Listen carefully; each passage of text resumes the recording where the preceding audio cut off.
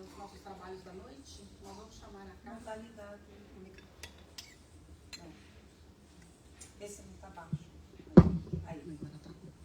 Então a gente vai chamar a Carla para fazer a leitura de abertura. Obrigada, Claudinha.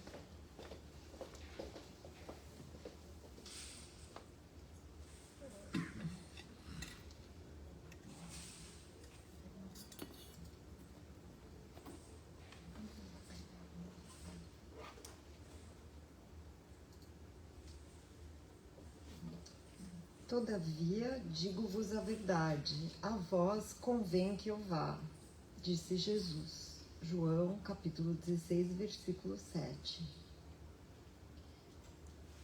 Semelhante declaração do Mestre ressoa em nossas fibras mais íntimas. Ninguém sabia amar tanto quanto ele, contudo, era o primeiro a reconhecer a conveniência da partida em favor dos companheiros. O que teria acontecido se Jesus teimasse em permanecer? Provavelmente as multidões terrestres teriam acentuado as tendências egoísticas, consolidando-as. Porque o divino amigo havia buscado Lázaro no sepulcro, ninguém mais se resignaria à separação pela morte. Por se haverem limpado alguns leprosos, ninguém aceitaria de futuro a cooperação proveitosa das moléstias físicas. O resultado lógico seria a perturbação geral no mecanismo evolutivo. O mestre precisava ausentar-se para que o esforço de cada um se fizesse visível no plano divino da obra mundial. De outro modo, seria perpetuar a indolência de uns e o egoísmo de outros. Sob diferentes aspectos, repete-se diariamente a grande hora da família evangélica em nossos agrupamentos afins. Quantas vezes surgirá a viuvez, a orfandade, o sofrimento da distância, a perplexidade e a dor por elevada conveniência ao bem comum? Recordai a presente passagem do Evangelho, quando a separação vos faça chorar, porque se a morte do corpo é renovação para quem parte, é também vida nova para os que ficam. Nossa, que mensagem profunda.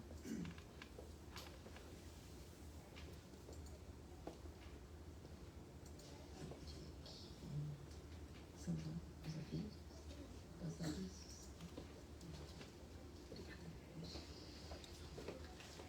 Bom, então vamos dar sequência.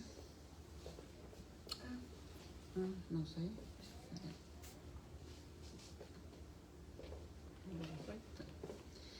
Vamos dar sequência, então, fazendo uns pequenos avisos, antes que a gente possa fazer a nossa prece e dar início ao estudo da noite, Então, inicialmente, gostaríamos de recordar os estudos, né? Segunda-feira, às 7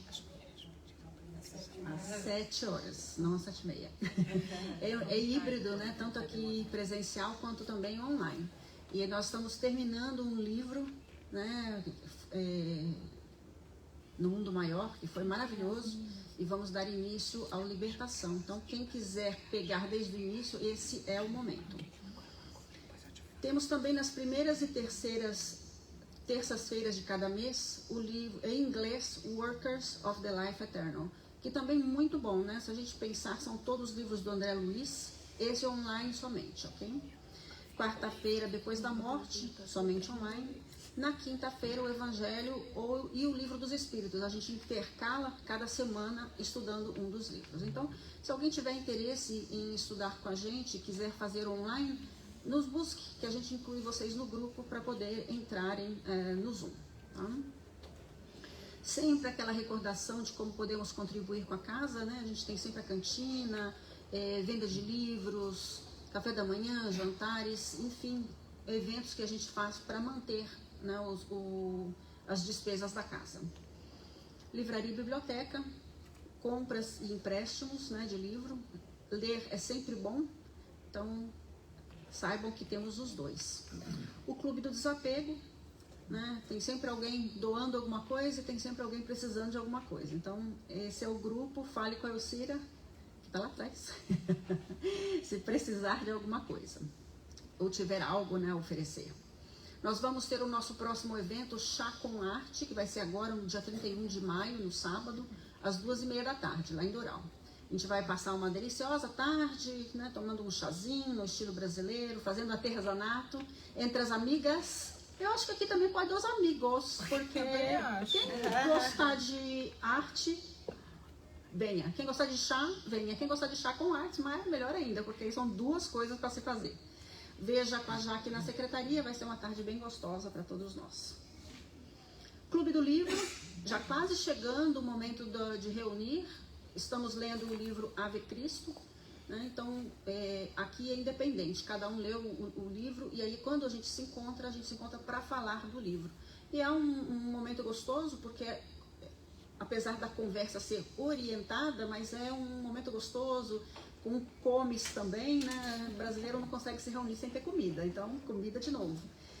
Mas é muito gostoso porque a gente comenta sobre o livro e traz o que é que tem um livro de interessante para nós em termos de doutrina, mas principalmente o que é que isso também pode servir para a gente no nosso dia a dia. Atendimento fraterno, quem precisar falar conosco, eu e a Tereza estamos à disposição. Se puder marcar, fica melhor ainda, porque aí a gente pode fazer online ou presencial, a gente marca a data. Ou se não, antes dos estudos, das palestras, né, ou depois a gente pode conversar. Então, fale conosco e aí estaremos à disposição. Então, vamos passar o nosso passe. O nosso passe. Olha, eu já terminei os estudos. Já posso ir embora. Vamos iniciar a nossa prece, né, que não deixa de ser um passe.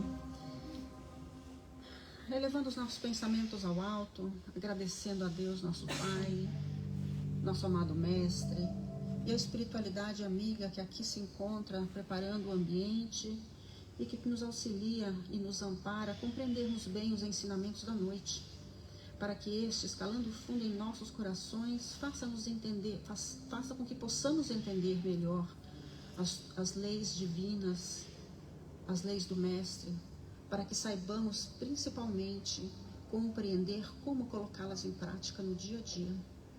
Que saibamos, Senhor, não somente utilizar dessas palavras que aqui buscamos, mas que possamos transformá-las em ação no nosso dia a dia. Inspira-nos e ampara-nos a todos que aqui nos encontramos, bem como aqueles que não puderam estar aqui no dia de hoje. Que possamos receber chuvas de bênçãos, nos inspirando, nos amparando e nos fortalecendo para os aprendizados do dia a dia. Ser conosco hoje e sempre, e que assim seja. Que assim seja. Bom, hoje vem a Jaque, né, fazer a nossa palestra, Inimigo Oculto, correto? E vai, se eu conseguir tirar isso aqui daqui. Não acho. Então, Jaque, por favor. Estou fechando tudo.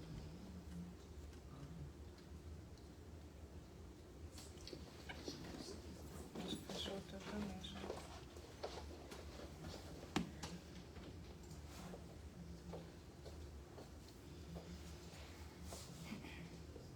Muito bem, então, boa noite, pessoal, né? Mais uma vez aqui, graças a Deus, né? Agradecendo aqui a paciência, a tolerância de vocês e pela oportunidade também, né? Porque a gente sabe que sempre que a gente precisa estar aqui na frente trazendo algum material, algum estudo, a gente tem que se preparar bastante, então a gente aprende sempre um pouco mais. Então é uma oportunidade que é sempre, né? Assim, sempre faz bem, sempre esclarece a gente.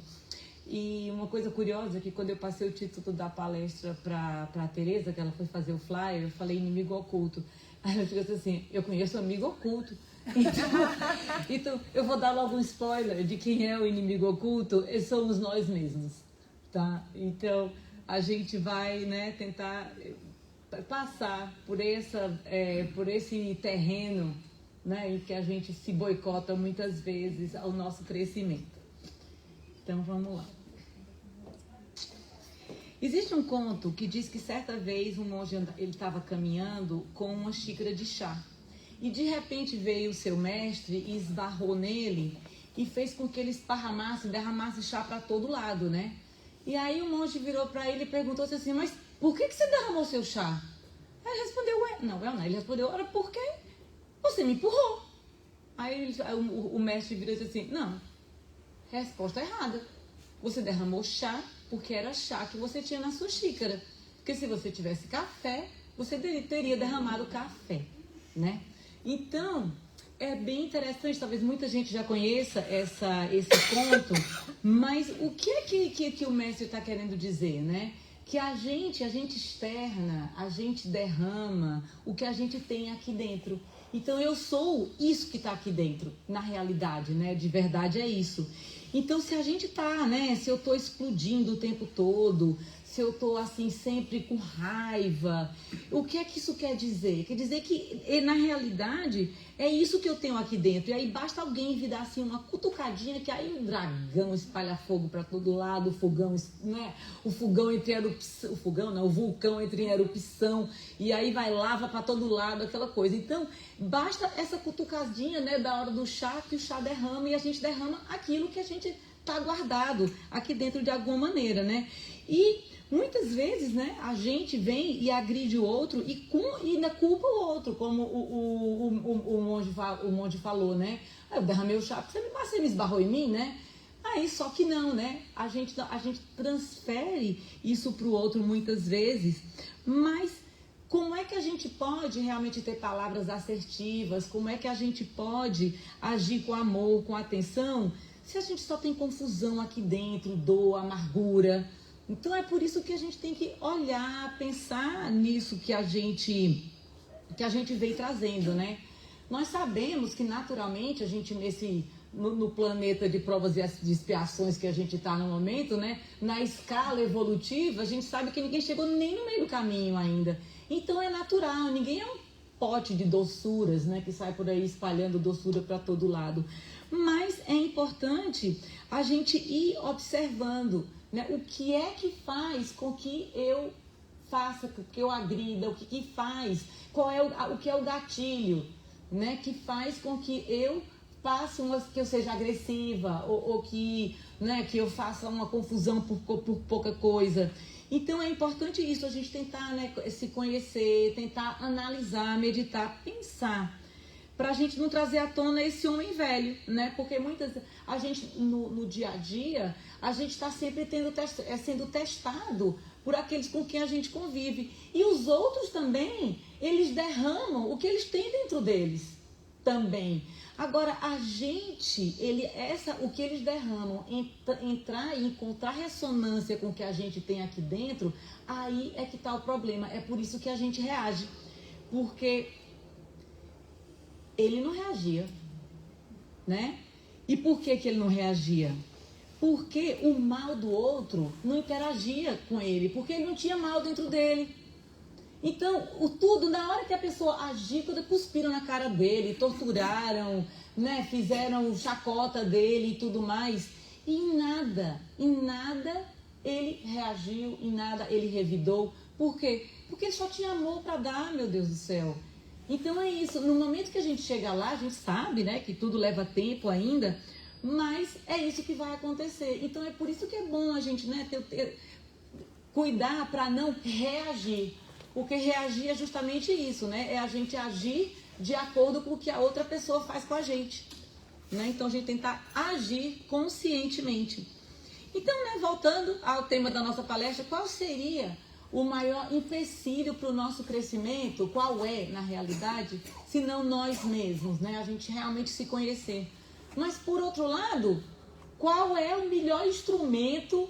Quem é que realmente pode ajudar a gente a crescer?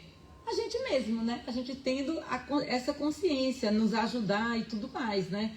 Então, isso é adquirindo essa responsabilidade dos nossos atos, dos nossos pensamentos, é agir sob controle, né, desses sentimentos, desejos e emoções, porque aí o resultado pode ser diferente, assim, devagarinho, uma vezinha de cada vez, né?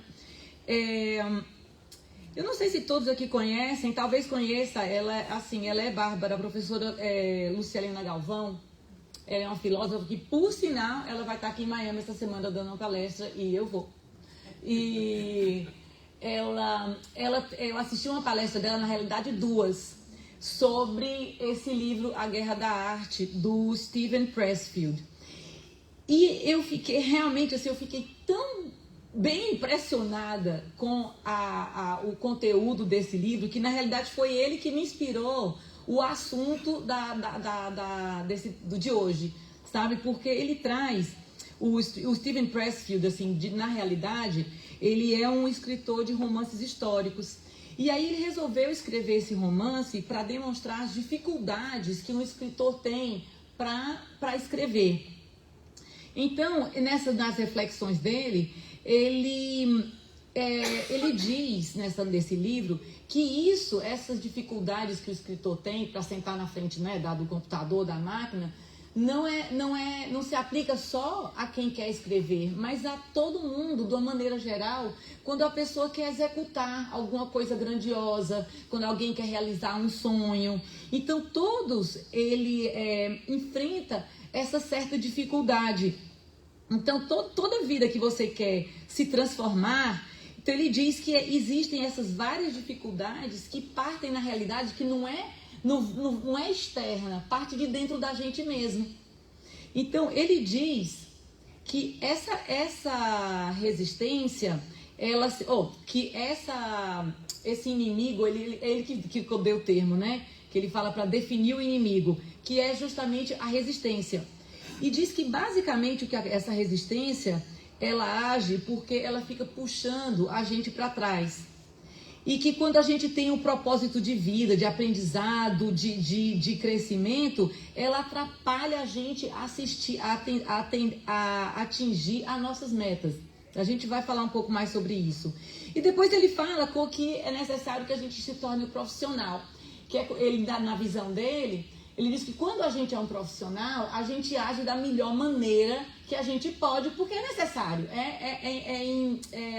É um impositivo da situação que a gente está, quando a gente se torna um profissional, para fazer o melhor que a gente pode dentro daquilo, não é verdade? Então ele cita muitos exemplos, ele cita o Tiger Woods, que é um profissional assim excepcional, né? Ele se concentra, ele foca e ele não se deixa abater quando as coisas dão erradas, porque ele tem um foco.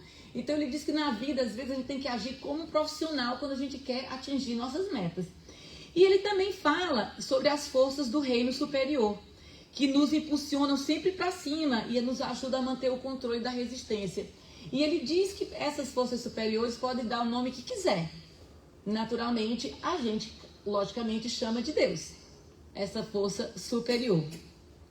E ele diz que essa guerra não é uma guerra externa, é uma guerra simbólica, interna, interior.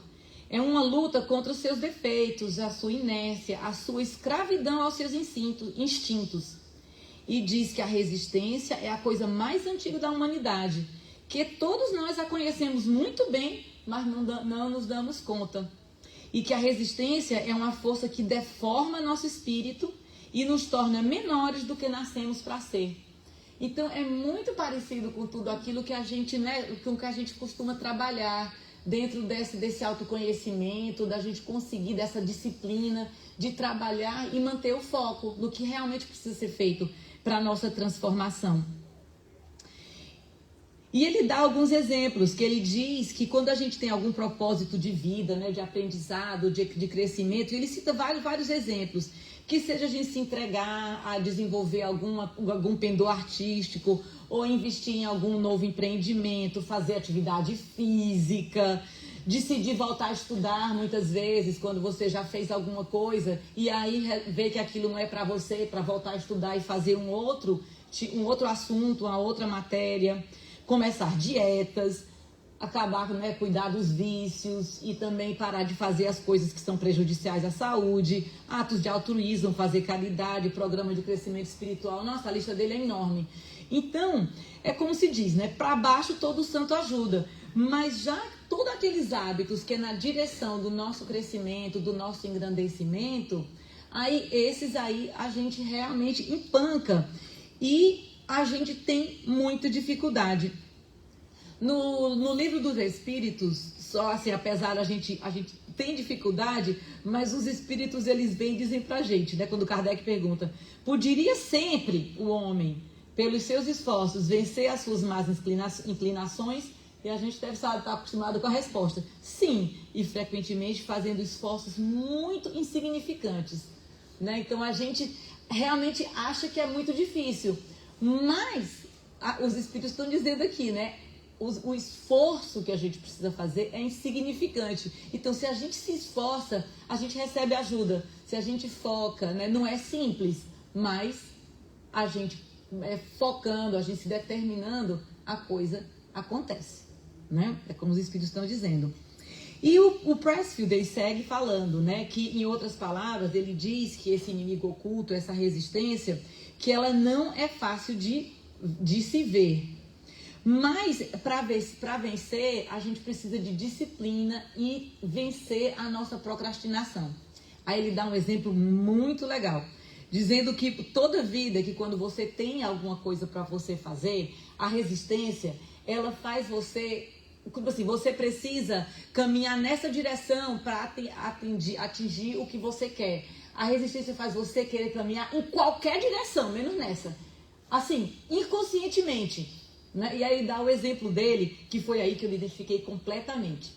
Quando ele diz que na hora que ele precisa sentar para escrever, aí ele tem uma força de repulsão que leva ele para qualquer lugar do planeta, menos para sentar, ele usa a máquina de datilografia ainda, menos sentar na frente da máquina e começar a escrever. E aí, nossa, na hora que eu li isso, eu digo, cara, sou eu quando eu vou preparar a palestra. Rapaz, vocês têm que ver, é lindo. Eu pego todos os livros, né, assim, tipo, eu já tenho uma ideia, vaga ideia do que eu vou falar, né.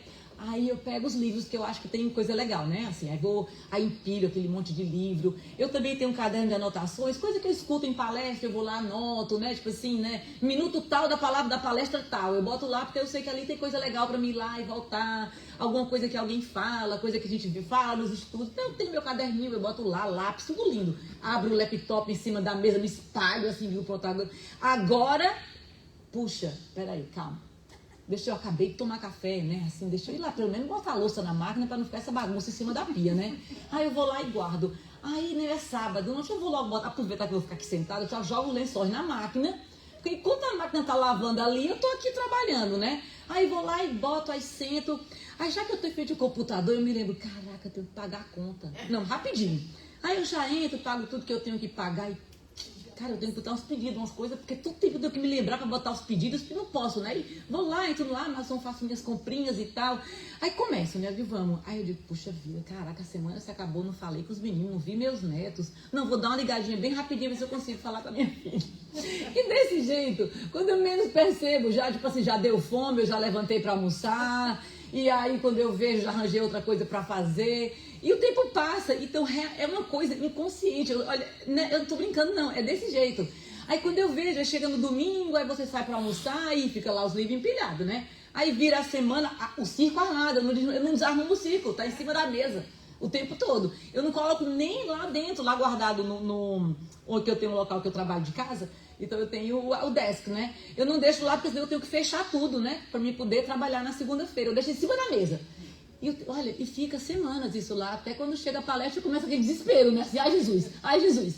Por quê? E é desse jeito, então eu me identifiquei muito bem. E se a gente pensar, eu acho que não sou só eu.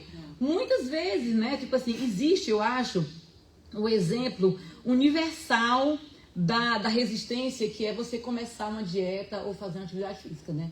Eu acho que esse aí é o exemplo universal para todos. O que acontece, né? Você vai, ele que dá esse exemplo, como é que a resistência funciona. Você chega e você diz assim, né? Não, eu vou começar uma dieta amanhã. Amanhã eu começo a dieta. Aí disse que a resistência vem na sua cabeça e diz assim, não, ótimo, boa ideia. Não, uma dieta é muito boa ideia, beleza.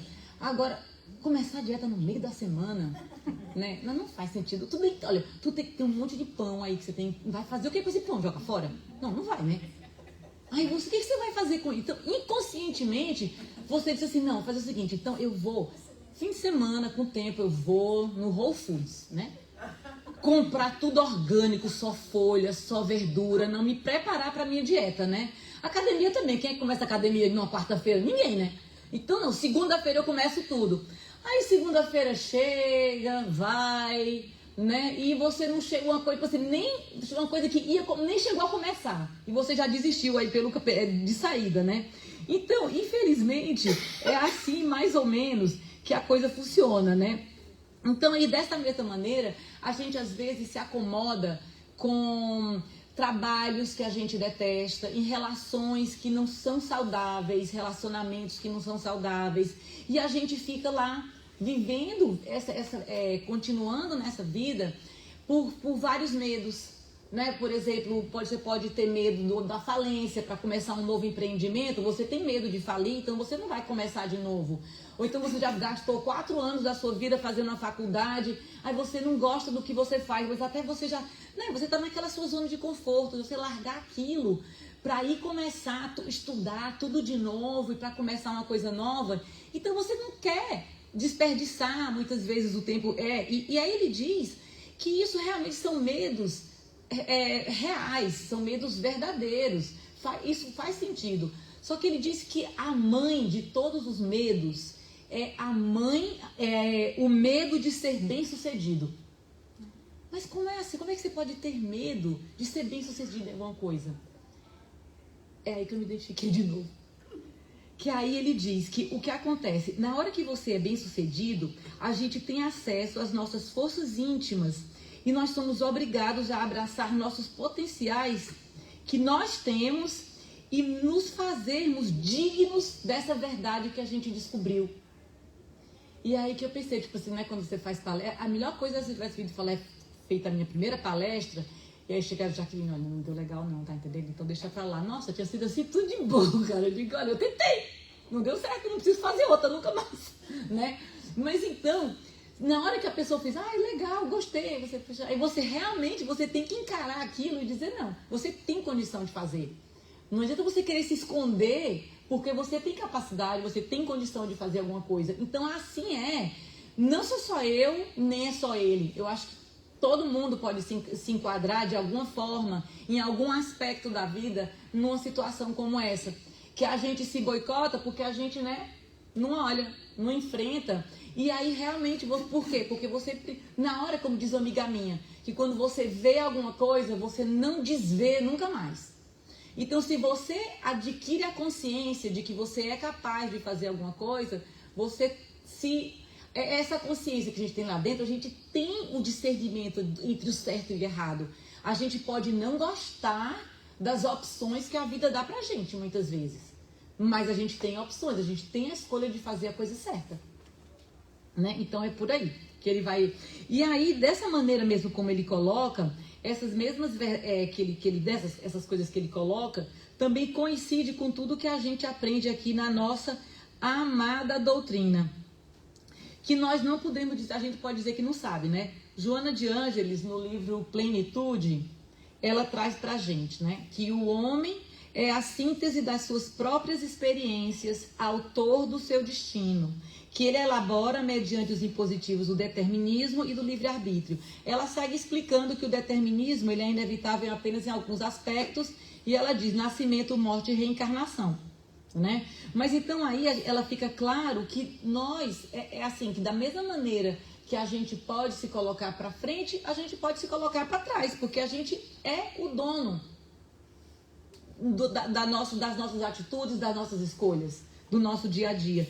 E nós, de novo, nós sempre temos escolhas. Muitas vezes a gente tem uma escolha com que a gente não concorda, que é quando, olha, dando o exemplo extremo de um suicida, por exemplo. Ele tem escolha? Ele tem escolha. Só que não é o que ele quer, não é o que ele gostaria. Certamente é o que ele precisa. Né? Como o Pressfield, ele até fala que ele cita o Dalai Lama e ele diz que o inimigo é o melhor professor, porque ele afirma que quanto maior a resistência, é exatamente isso que você tem que fazer. Quanto maior a resistência em relação a uma coisa que você quer fazer, mais fica patente, assim, mais é verdadeiro o fato de que é nessa direção que você tem que seguir e trabalhar.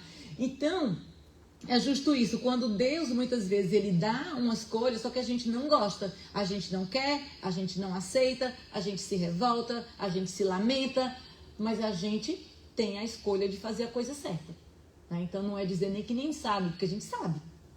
Só que a gente, né, a minha boca é mais rápida do que o meu juízo. Quando eu vejo, já disse. Então, é isso, é ter essa, né, essa calma de refletir, de pensar e agir da maneira correta. Tem uma música bacana também que eu adoro, tem uma música do Coldplay, que ele diz, né, na letra, diz, we're diamonds taking shape, né? Nós somos diamantes tomando forma, né, sendo lapidados. Então, e eu acho que a gente é bem isso. A gente tem essa luz interna lá dentro, né? A gente sabe que a gente tem essa centelha divina que faz brilhar, que faz a gente brilhar. Só que a gente tem uma camada grossa ali que a gente precisa ir lapidando. E é justamente do contato, assim, uns com os outros, que a gente vai isso, né? Assim, aquela pedra bruta, aí, né, um raspa num, aí tira um pedacinho, aí o outro raspa no outro, e aí vai, de pouco a pouco a gente vai burilando uns aos outros. Um é instrumento do outro, na realidade, né? E dentro dessa mesma letra, ele diz, only I own me. Então, só eu sou dono de mim, só eu me governo, só eu sou dono das minhas ações. E é exatamente isso que Joana de Ângeles traz logo na introdução, se não me engano, do Plenitude. Ela diz, o diamante bruto aguarda a lapidação para fulgir como estrela luminosa. Igualmente, o espírito necessita lapidar as arestas que lhe encobrem a luminosidade. E para tal, o sofrimento se apresenta como ocorrência normal, que o conhecimento e a força de vontade conseguem conduzir com equilíbrio. Então, é isso, só a gente se governa na realidade. Só que a gente sofre, a gente cede às influências. E a gente daqui a pouco vai falar um pouco sobre a vontade, como ela coloca aí, né? A força de vontade que é importante. E é interessante sobre essa luminosidade que tem lá dentro. Quando eu estava, né, lembrei dessa analogia do diamante e lembrei também de uma que é atribuído, né? Ninguém sabe, eu não sei com certeza, mas é atribuído o fato de que o Da Vinci perguntou ao Michelangelo como que ele fez para a elaboração, né, para a execução do Davi, né, que é uma obra de Michelangelo, assim, né, primordial, assim, melhor, mais assim dele. E aí ele diz que ele ficou encarando o mármore e ele viu que o Davi já estava lá dentro já. Ele só precisava tirar o excesso. Então é isso, né? A gente já tem como esse diamante, o diamante já está lá dentro. A gente tem só que lapidar o excesso. E aí a gente tem essa obra-prima dentro da gente. E Joana continua dizendo, cadê? Ser feliz quanto antes ou desventurado por largo tempo depende do livre-arbítrio pessoal. A opção de como e quando agir libera o espírito do sofrimento ou agrilhoa-o nas suas tenazes. Tenazes é algo viscoso, aderente, difícil de arrancar. Então, é isso. A gente sabe que o fatalismo é a perfeição. A gente é o fatalismo da vida. Todo mundo aqui vai ficar perfeito. Mas a gente pode demorar mais ou menos. Emmanuel fala que Jesus, ele evoluiu em linha reta na direção de Deus, na linha reta, né? A gente já não é bem assim, né? A gente coloca ali, a gente pega o Waze e bota a direção, Deus, o nosso Waze. Aí a gente vai. Aí esse Waze, ele recalcula quantas vezes, né? Que a gente tá aqui na 95, aí a amiga liga. Aí você começa a conversar quando viu que perdeu a saída. Aí o Waze já tem que recalcular de novo, né? Aí quando você menos espera, aí para no posto de gasolina, aí já se esquece do que ia fazer. E aí o Waze, a nossa vida é assim. A gente vai nesse espiral crescente, a gente não vai em linha reta, mas a gente está sempre crescendo, a gente não retrograda.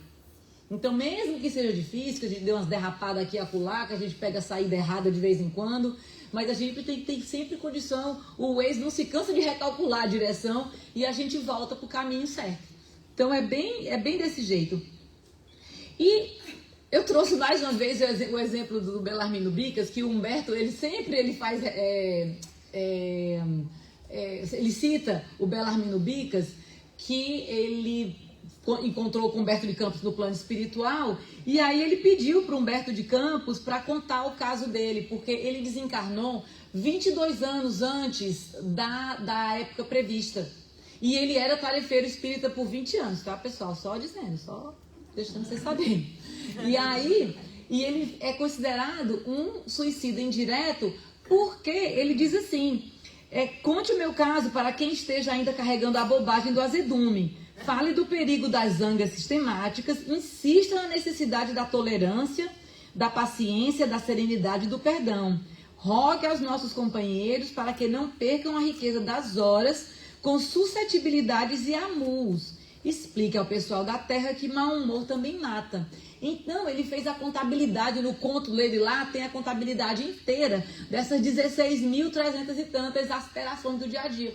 E não foi nada demais, ele não cometeu nenhum crime.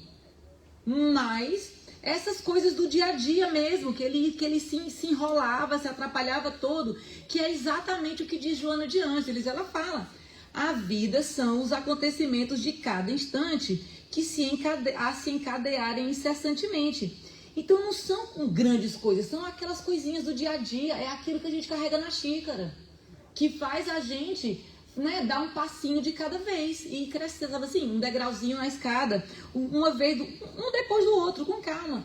A gente sabe, meu Deus do céu, de situações de gente que por causa do trânsito, por causa de uma cortada no trânsito, alguma coisa, a pessoa para, puxa uma arma, por causa de uma, sabe assim, foi a cortada, o motivo é a cortada? Não.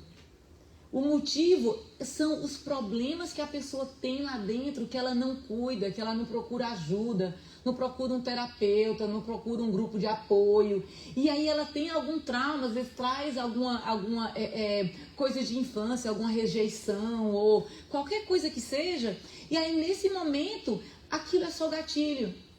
E aí ela vem, tem uma arma, sabe assim, o que ela tem, ela vem e agride a outra pessoa, até mata, a gente sabe que existe isso.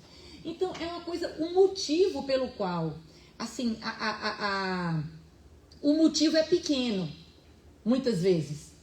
Mas a nossa resposta é que a pessoa apertou o botão exato, aquele que precisa pra gente abrir o trombone, né? Então é isso. Ela vai lá e ela aperta. E é isso que acontece nas pequenas coisas do dia a dia. Então é por isso que é tão bom, né? Como através do conselho do Belarmino Bicas, a gente ficar cuidando desses pequenos acontecimentos de cada dia. Porque eles vão, né? Às vezes uma bobagem e aí pronto, lá e vem o trabalho que dá, a logística que é para a gente conseguir de novo uma nova encarnação, que a gente consiga botar tudo de novo, todo mundo junto, para a gente vir reencarnar e corrigir aquelas coisas que a gente teve a oportunidade de pensar, né? Tem a encruzilhada assim, o que eu faço? Né? Eu faço certo ou errado? E é bem assim, né? Então, essa escolha, ela é pessoal e intransferível, é minha e minha, cada um comigo, não tem jeito, né? A gente está sempre falando do mundo de regeneração, mas ele não se regenera sozinho, né? A gente que tem que se regenerar para ele se transformar.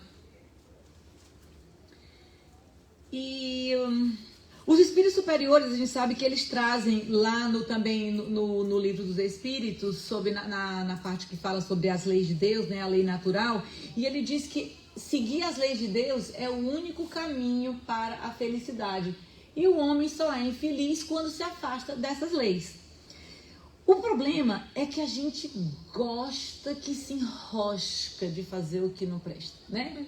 A gente faz porque gosta, porque a gente sabe que não pode fazer. A gente sabe que comer mal faz mal. Mas quem resiste a um cupcake desse? Eu não existo, né? Então é isso. A gente faz muitas das coisas que a gente faz gostando. Então, e o equilíbrio, ele é necessário. A gente, né, tanto na saúde como na vida espiritual, assim, na vida, no dia a dia, nas escolhas da nossa vida, seguindo as leis divinas, e tudo isso é preciso que a gente tenha um equilíbrio. Nem é proibido comer o cupcake. Só que o que acontece é que a gente se entrega muitas vezes aos excessos, né? Se eu gosto de doce, de carboidrato, de não sei o quê, aí a gente vai com tudo, né? Vai com força. Agora tem uma ressalva, o bolo aqui do Cefa não tem problema não, viu, povo? Ele não entra nessa, ele é a exceção da regra, tá? Só para deixar bem claro, o bolo do Cefa pode. Mas aí o resto, o que a gente faz? A gente vai direto se entregar ao que dá prazer, a gente gosta. Então, a gente gosta do cupcake, a gente não gosta da consequência do excesso de cupcake. Porque se não tivesse consequência, a gente não comia outra coisa no dia, né? Então, aí é que está o problema. Então, é por isso, aí é que está a importância da gente conseguir ter esse equilíbrio. Porque a gente só percebe quando a gente se adoece. Na hora que a gente adoece, aí o médico chega, vem cá.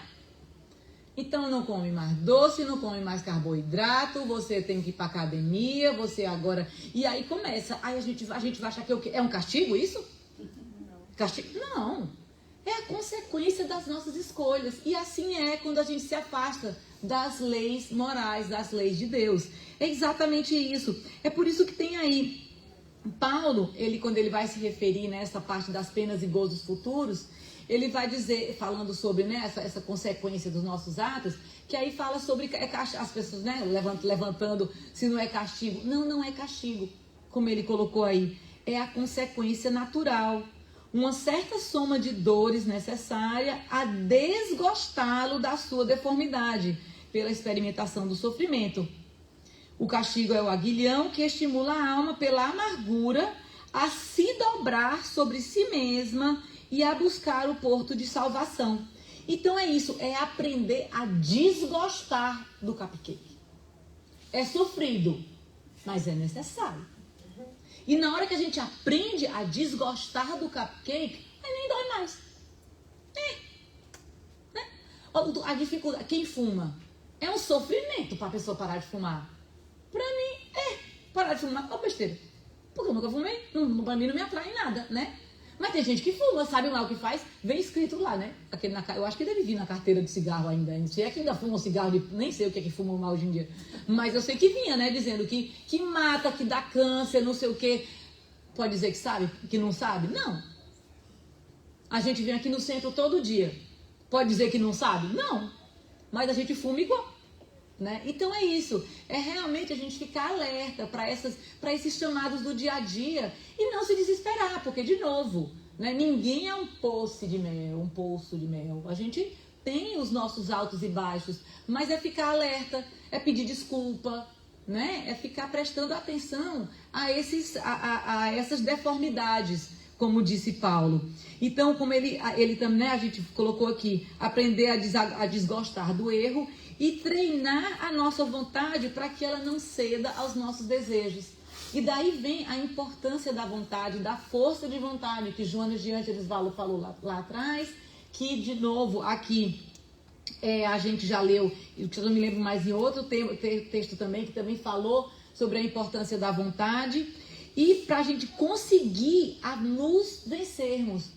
Porque se a gente pensa, né, assim, se é difícil vencer o outro, não. O difícil é a gente se dobrar sobre nós mesmos. Mas só que na hora que a gente consegue, é uma vitória muito grande. Quando a gente consegue, a gente vê, nossa, vale toda a pena. Então é por isso que é muito importante ter essa tomada de consciência para desgostar das coisas que atrasam o nosso progresso, né? É aí que a gente consegue essa vitória verdadeira.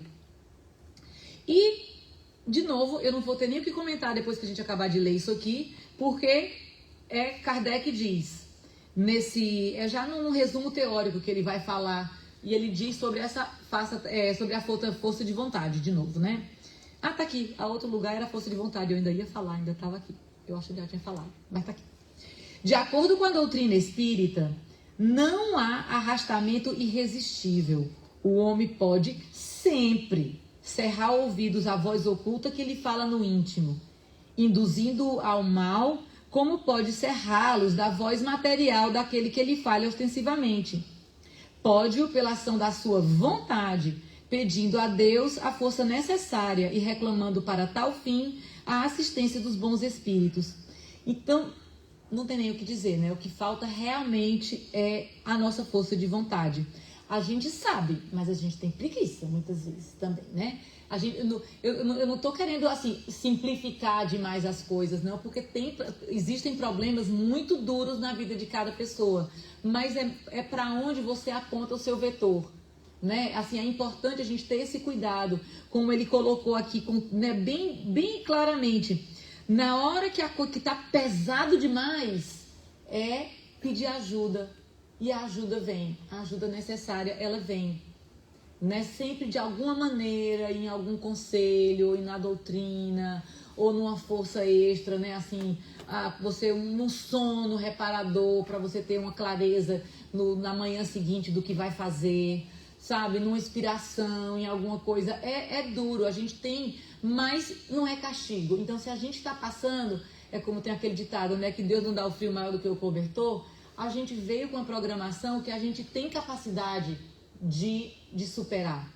Se a gente veio, ele não dá um peso maior do que a gente pode suportar. Muito pelo contrário. A gente lê, né? Se a gente volta lá me lembro bem, no Memórias do Suicida, quando o espírito ele quer reencarnar e ele pede, né? Ele quer vir assim, na pior condição. E não, vai com calma.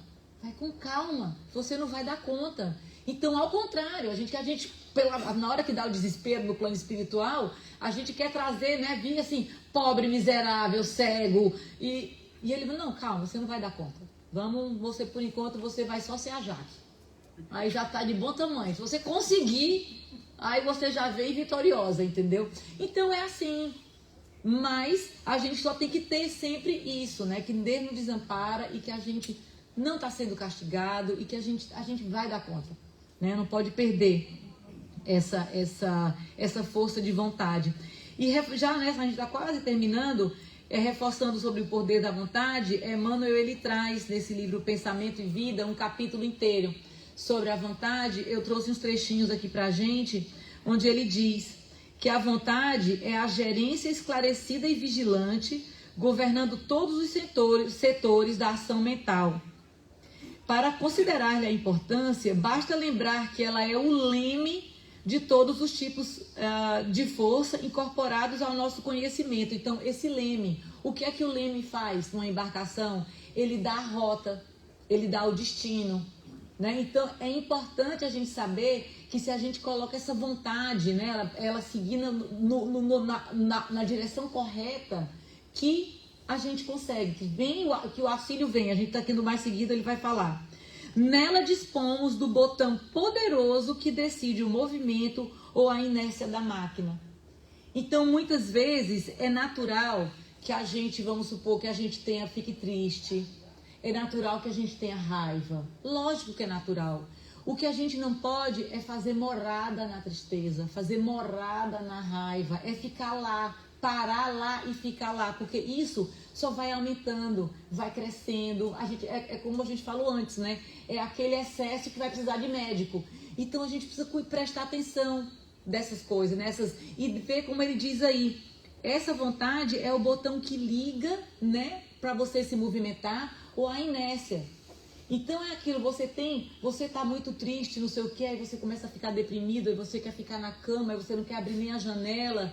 Então é aquele tipo, não, peraí, eu vou me levantar, eu vou dar uma caminhada no parque, eu vou ligar para alguém, eu vou, pegar um livro. E quando mais tarde ele vai dizer que só a vontade é suficientemente forte para sustentar a harmonia do espírito.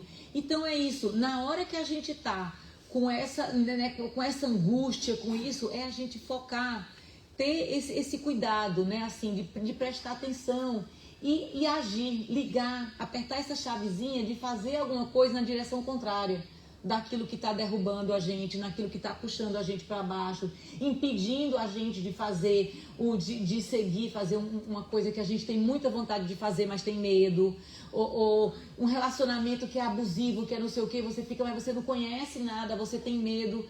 Então procurar ajuda e sair, e fazer alguma coisa, e se ajudar, né? Isso que é tão importante. E ele segue, a gente vê nessa vontade suficientemente forte para sustentar a harmonia do espírito. Eu me lembrei de vários exemplos, assim, é até comum isso, quando tem aquele casalzinho, né, um casal de velhinho, que eles são, né, vivem um pro outro ali, aí um fica doente e aí morre. O outro nem tá doente, mas muitas vezes ele perde a vontade de viver. Aí pouco tempo depois, é que nem uma vela que se apaga também. Por quê? Porque a vontade, essa gana, essa vontade para viver é necessário. A pessoa, sabe, a pessoa mais importante dela já foi, pra que eu vou ficar aqui? Pronto, quando menos espera, vai embora.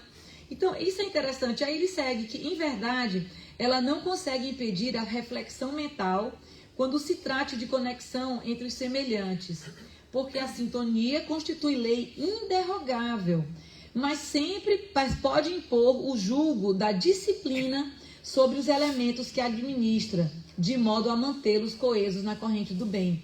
Então, aqui, né, ele fala que muitas vezes a gente sabe que na hora que a gente está triste, na hora que a gente está com raiva, na hora que a gente está em depressão, deprimido ou perdido, ou seja, a gente faz essas ligações, como ele fala da lei de sintonia. A gente se liga com certos obsessores, com aquelas pessoas que ou pensa igual a gente, ou que a gente tem dívidas no passado, que está ali só esperando uma oportunidade. E aí você faz essa ligação e às vezes fica muito difícil para você, né? Você, ao invés de ficar na cama, se levantar, abrir a cortina e dar uma caminhada. Mas é aí que entra a disciplina, né? É aí que entra você vencer aquela resistência que ele falou lá. No livro ele cita o exemplo de outro escritor que perguntaram ao escritor e diz assim, fulano, você sempre tem intuição? Aí ele disse, sempre que eu sento que eu tenho intuição. A intuição aparece diariamente às 9 horas da manhã quando eu sento para escrever. Por quê? Porque ele tem disciplina. Então, mesmo com inspiração, com intuição, com nada, ele senta ali e começa a tentar escrever. Porque senão, se esperar a intuição chegar, ele não senta nunca. Então, ele vence a resistência. E é o exemplo que ele dá. Então, é isso. Às vezes, essa disciplina, né? Hoje eu não vou pro centro, não. Nossa, eu tô tão assim, tô tão baixo astral. Sei lá, vou ficar em casa. Ao contrário, né? Pega sem querer, vem e, sabe, toma um passe, conversa, desfruta dessa atmosfera legal, sabe? Participa dos estudos, fica com a câmera apagada, não tem problema não, sabe? Deixa a câmera apagada, não abre a boca. Mas tá lá, você escuta, bota uma palestra do Divaldo lá falando pelos alto-falantes da casa, sabe? Ou bota uma música clássica, fecha os olhos e fica prestando atenção a cada acorde da música, assim, entrou o instrumento tal, fica prestando atenção.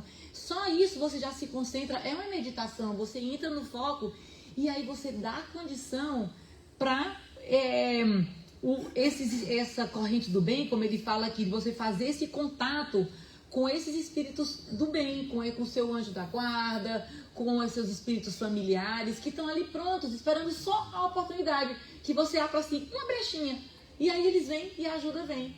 Então, é isso que é muito importante. Certa feita eu assisti uma neurologista falando, e ela de uma analogia entre o pensamento para o nosso cérebro e o algoritmo que comanda lá o feed do nosso Instagram. Aí ele dizendo que os algoritmos, eles vão... Para cada like que você bota, para cada vídeo que você fica escolhendo para ver, se você vê muita coisa de viagem, ou de, de coisa de esporte que você goste, quanto mais você vê, mais logo ela gosta disso, né? Então vou botar mais coisa para ela ver, porque vai dar legal. Aí fica botando, né? Até as propagandas em relação a isso também, né? E aí você vai lá, então enche o seu feed daquilo que você gosta. O seu cérebro age da mesma forma. Se você tem os seus pensamentos que você fala, puxa vida, eu sou um inútil mesmo. Aí o seu cérebro diz, ok, ela é um inútil. Peraí que eu vou fazer as coisas funcionarem de maneira que ela seja inútil. E é assim que as coisas, que as coisas funcionam, né? Você tem controlar... eu tenho a minha cunhada, quando eu falo, eu digo, nossa, isso é muito difícil. Ela fala que nada, é pouco fácil. Então, é uma maneira de você cuidar, porque a gente está sempre dando comandos para o nosso cérebro. É dar o comando certo, né? Você tem certeza que você não vai conseguir levantar um peso na academia de sei lá eu quantos mil pounds. Mas você chega e diz assim, não, eu vou, não agora, né? Mas daqui a não sei quanto eu vou levantar esse peso, esses 45 pounds aí eu vou fazer. E aí pronto, e com isso você vai dando, né, instrução para o seu cérebro do que você quer. E você segue esse foco, você segue essa meta e você chega lá.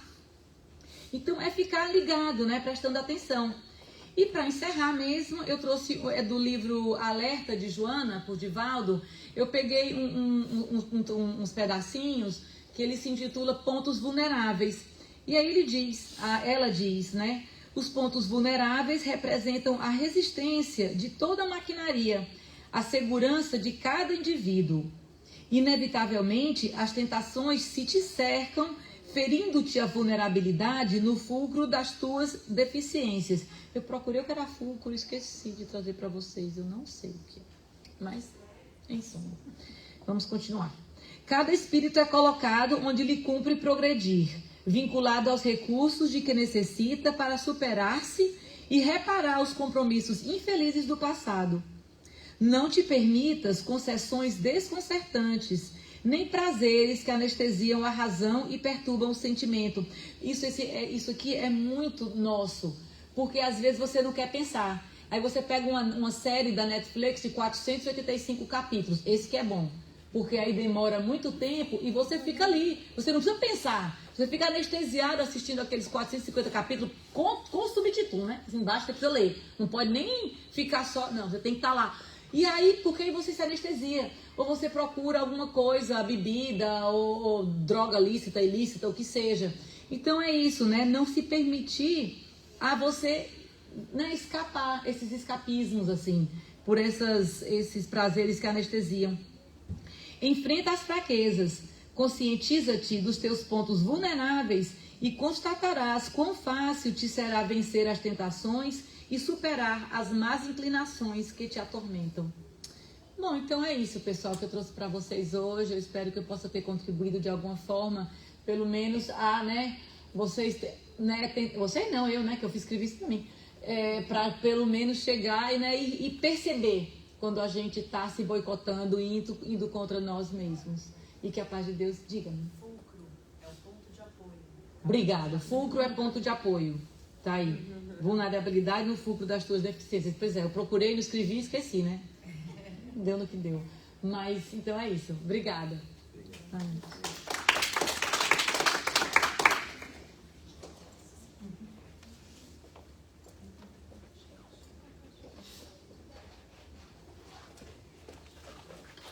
Muito bem.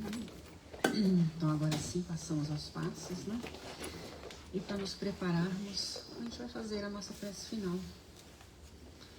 Elevando mais uma vez os nossos pensamentos ao alto, agradecendo a Deus, nosso Pai, ao nosso Mestre e aos espíritos amigos que aqui se encontram. Que todos esses ensinamentos que acabamos de receber possam calar fundo em nossos corações, nos inspirando a trabalharmos mais em nós mesmos, a fortalecer a nossa vontade de cumprir os nossos deveres, as nossas obrigações do dia a dia.